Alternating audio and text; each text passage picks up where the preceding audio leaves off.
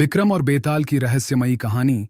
राजा विक्रमादित्य अपने साहस और न्यायप्रियता के लिए प्रसिद्ध थे।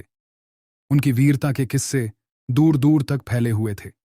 एक दिन एक तांत्रिक ने उनसे एक विशेष कार्य करने के लिए कहा। वह उन्हें शमशान घाट में एक पीपल के पेड़ पर लटके हुए बेताल को लाने का आदेश देता है। विक्रमादित्य अपने वचन के पक्के थे, इसलिए वे बिना किसी भय के उस शमशान की ओर बढ़े। चारों ओर सन्नाटा था, केवल जंगली जानवरों और उल्लुओं की आवाजें गूंज रही थीं। जब वे उस पीपल के पेड़ के पास पहुंचे तो वहां उन्हें बेताल उल्टा लटका मिला। जैसे ही राजा ने बेताल को उतारकर अपने कंधे पर रखा और आगे बढ़े, बेताल हंसते हुए बोला, राजा, यदि तुम पूरे रास्ते चुप रहोगे तो मैं तुम्हारे साथ चलूंगा, लेकिन यदि तुमने मुंह खोला तो मैं वापस उड़कर पीपल के पेड़ पर पहुंच जाऊंगा। बेताल ने राजा को एक रहस्यमयी कहानी सुनानी शुरू की। रहस्यमयी कहानी, 3 वचन और राजकुमारी का चुनाव। एक समय की बात है। राजा चंद्रकेतु की सुंदर और बुद्धिमान पुत्री राजकुमारी सुधामिनी का विवाह तय करने के लिए राजमहल में एक प्रतियोगिता रखी गई। 3 राजकुमार विक्रम, अर्जुन और सूर्यसेन इस प्रतियोगिता में भाग लेने आए। राजा ने घोषणा की कि जो भी राजकुमारी को सबसे अच्छा उपहार देगा वही उससे विवाह करेगा।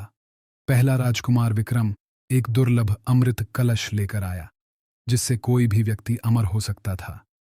दूसरा राजकुमार अर्जुन एक उड़ने वाला रथ लेकर आया, जो किसी को भी कहीं भी ले जा सकता था।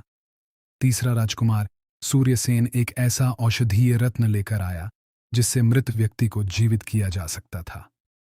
राजकुमारी ने जब यह देखा तो सोचा कि तीनों उपहार अपने अपने तरीके से बहुमूल्य हैं, लेकिन किसे चुना जाए। तभी एक दुर्भाग्यपूर्ण घटना घटी। राजकुमारी अचानक बेहोश हो गई और उसकी मृत्यु हो गई।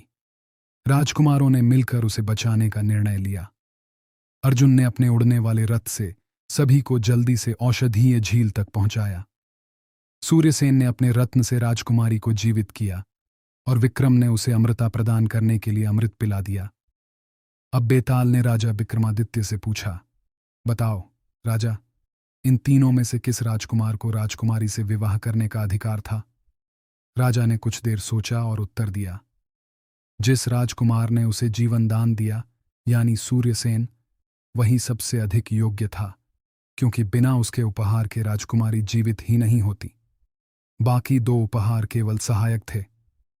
राजा ने जैसे ही उत्तर दिया, बेताल ठहाका मारकर हंसा और तुरंत उड़कर वापस पीपल के पेड़ पर जा बैठा। विक्रमादित्य ने फिर से बेताल को पकड़ने का निश्चय किया, क्योंकि उन्होंने वचन दिया था कि वे बिना थके उसे पकड़कर तांत्रिक के पास लेकर जाएंगे।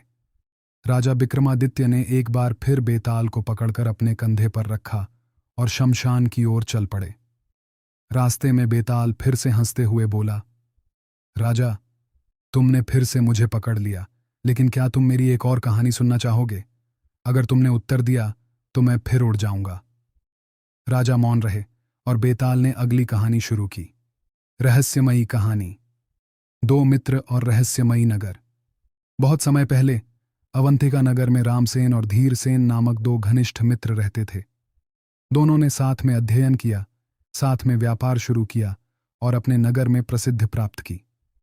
एक दिन रामसेन ने सुना कि दूर किसी जंगल में एक रहस्यमयी नगर है, जहां अद्भुत खजाना छिपा हुआ है।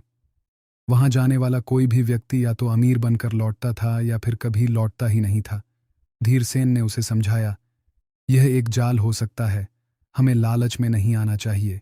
लेकिन रामसेन ने कहा, जो भी जोखिम नहीं उठाता वह कुछ प्राप्त भी नहीं कर सकता। अंततः दोनों मित्र उस रहस्यमयी नगर की ओर रवाना हुए। कई दिनों की यात्रा के बाद वे उस नगर में पहुंचे, जहां सब कुछ सुनसान और रहस्यमयी था। नगर के बीचों बीच एक विशाल महल था, जिसके द्वार खुले थे। वे अंदर गए तो देखा कि वहां हीरे जवाहरात से भरी एक कक्ष थी, लेकिन साथ ही एक पत्थर की शिला पर लिखा था, इस खजाने को छूने वाले को 2 में से एक परिणाम मिलेगा, अथवा वह अपार धन लेकर जाएगा, अथवा वह पत्थर बन जाएगा। रामसेन ने हंसते हुए कहा, भाग्यशाली लोग ही सफल होते हैं, मैं यह खजाना लेकर जाऊंगा। और उसने जैसे ही एक रत्न उठाया, वह तुरंत पत्थर का बन गया।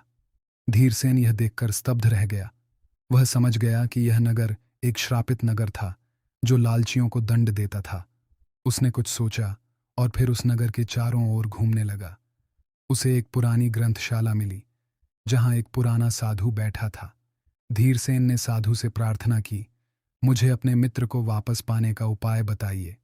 साधु ने उत्तर दिया, अगर तुम सच्चे मित्र हो तो अपने मित्र को छोड़कर अकेले खजाने के साथ मत जाओ। सच्ची मित्रता का बल ही इस श्राप को हटा सकता है। धीरसेन ने तुरंत अपने मित्र को छोड़ा और बिना कोई खजाना लिए महल से बाहर निकलने लगा। तभी एक प्रकाश हुआ और रामसेन फिर से जीवित हो गया। दोनों मित्र खुशी खुशी अपने नगर लौटे और जीवन भर इस सीख को याद रखा, लालच विनाश की ओर ले जाता है, लेकिन सच्ची मित्रता हर श्राप को हर सकती है। बेताल का प्रश्न इतना कहकर बेताल ने राजा विक्रमादित्य से पूछा, राजा बताओ, यदि धीरसेन खजाना लेकर जाता और अपने मित्र को छोड़ देता तो क्या वह उचित होता? राजा ने उत्तर दिया, नहीं, क्योंकि सच्ची मित्रता का अर्थ है अपने मित्र के लिए त्याग करना, न कि स्वार्थी बनना। यदि उसने अपने मित्र को छोड़ दिया होता तो वह भी अपने लालच का शिकार हो जाता। जैसे ही राजा ने उत्तर दिया, बेताल फिर से हंस पड़ा और तुरंत उड़कर वापस पीपल के पेड़ पर जा बैठा। क्या राजा अगली बार बेताल को पकड़कर अपने गंतव्य तक पहुंच